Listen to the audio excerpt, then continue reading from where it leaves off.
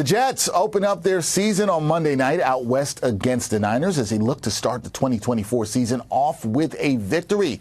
Let's preview Gang Green's Week 1 matchup, and we're going to do it with one of the best Jets content creators out there. He is the host of The Jake Asman Show. My guy, Jake Asman, joins me now. Jake, what's going on? Dex, always a pleasure to join you. We got Jets football coming up. I mean, it's all happening. I can't wait. Yeah, I know you're excited. This is your time right now. Season is about to kick off. I know you're ready. And Jake, the team, they're ready to go. But Reddick, who the Jets traded for this offseason, he's still not ready to go as he attempts to sort out a contract dispute with the team. So I got to ask you this. With this situation between Reddick and the Jets being unresolved, do you view it as a distraction heading into the season opener? You know, I don't think the players or really the coaches are distracted by it because it's a very unique holdout if you think about it. Reddick has never actually played a game for the Jets. He's never been at a practice as a Jet. He's never even lifted a weight as a Jet. So it's not like his teammates know him. You know, you had C.J. Mosley come out earlier this summer and say, yeah, I haven't spoken to him. I look forward to meeting him when he gets here. You know, even Aaron Rodgers has said he just texted with him after he initially joined the team via the trade, and that was really it. So it's not like these guys know him. And because of that, I don't think this is like Darrelle Revis and his holdout with the Jets in 2010, where he was coming off one of the greatest seasons we've ever seen from a corner in 2009, or even the Ryan Fitzpatrick holdout in 2016, where you had players threatening to boycott practice unless they signed Fitzpatrick. So because no one has ever actually played with Reddick, he's not been around the Jets, I kind of feel like they don't really know he's not there because he never was there, if that makes sense. So I don't think it's a distraction internally at all. No, it makes a lot of sense, and you're right. It is a very unique situation. Still waiting to see how it will all unfold, but the games have to begin. And speaking of games, this preseason that just passed, we did not see Aaron Rodgers at all. Fans only got to see him for just 4 snaps in 2023. So what are your expectations for the 40-year-old quarterback heading into this game against San Francisco? You know, I'll say this. I think Aaron Rodgers has a chance to play well, make some plays, remind us that he's Aaron Rodgers. But I'm not expecting Aaron Rodgers to go out there against this Niners defense on Monday Night Football with all eyes on him and be vintage, 2021, 2020 MVP Aaron Rodgers. I think the key for him is going to be, get the jitters out of the way, take that first hit. No one wants to see Aaron get hit, but he's even talked about how it's not going to feel real until he does get hit at some point. He wasn't hit in practice. He didn't play in the preseason, as you mentioned. So I think let Rodgers get settled into the game, and if he could be efficient, complete a high percentage of his passes, doesn't turn the ball over because he's as good as anyone ever with that stat, best touchdown to interception ratio in the history of any quarterback. If he just takes care of the ball, allows the game to kind of come to him, and the Jets rely on Breece Hall, I think Aaron will play well. I think the danger is thinking, well, right away he's Aaron Rodgers. He's going to go out there and be great. Like, I would hope my fellow Jet fans have a little patience in case, there's a 3-and-out, there's some jitters early, because I think that's natural even for a guy as good and, a guy who has the legacy that Rodgers has. I think, there'll be an adjustment period early on in this game for him. Yeah, you don't always see patience with the fans, so hopefully they can have that. Now, San Francisco, they are the defending NFC champions, and a formidable opponent here for Gang Green. What do the Niners do so well in your eyes that makes them tough to beat?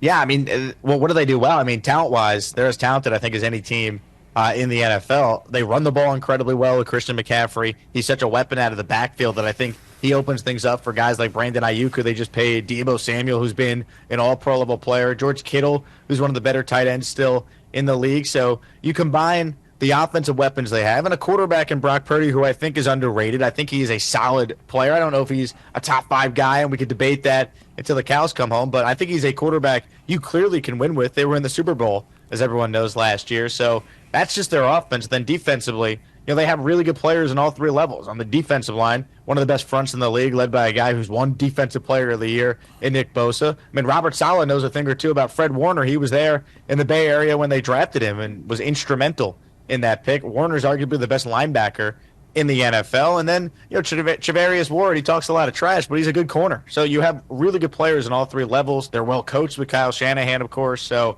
they're a really good team. There's no shame in the Jets losing to a team that was in the Super Bowl last year. That said, if you are going to get the Niners, it does feel like your best chance to beat them would be in the spot tomorrow night. Yeah, week 1, that's where you want to get them and see if you can get that win. So speaking of that win, last thing for me here, Jake, in your eyes, what are the keys to the Jets getting a win on Monday night and knocking off the Niners and starting the season 1-0, which would make Jets fans very, very happy.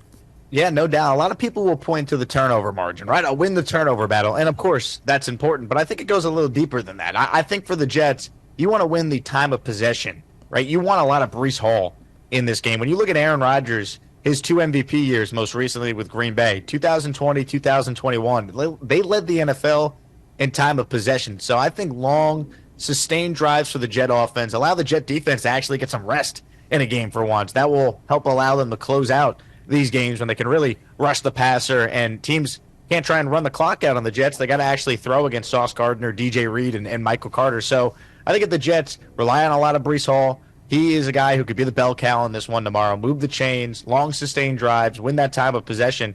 I think they're going to be in position to win. I think this is a tight game either way. Jets have to feel really confident with their kicker, Greg Zerline, if it comes down to that. So, if the Jets take care of the ball and dominate the time of possession, I think they're going to have a great chance to win. I think they might have the best player on the field in this game tomorrow in Breece Hall. McCaffrey's a little banged up right now, so they got a chance, Dexter. They really do. I think the Jets have a better chance than probably most people nationally think to win this game tomorrow. All right, those are some really good keys surrounding the Jets. Can we get a prediction out of you, Jake? Are you predicting the Jets to win on Monday night? Yeah, you know what? They call it a homer pick. Why not? But I'm all in because I have no reason not to be. I think the Jets find a way to win at 23-20. I think it's a game either way that comes down to maybe a play or two. I think it's going to be tight. The betting line has moved down to 3.5. It opened close to 6. So, there's money coming in on the Jets. I think the more people that actually take the time to look at this roster, they go, it's almost like if we remove Jets from the helmet, they're one of the more talented teams in the NFL. That's how you have to look at it. And tomorrow we'll get a chance to see the Jets' talent against maybe the most talented team in football in San Fran. All right, we're going to see what that Jets talent is made of on Monday night as they take on the Niners. Jake Asman, he's going to be watching. He is the host of the Jake Asman Show. Check that out. Tremendous job with that. Also doing coverage and content on the Jets. Jake, always a pleasure when I get to talk some football with you, especially the Jets. We'll have our eye on the Monday night game. You enjoyed that.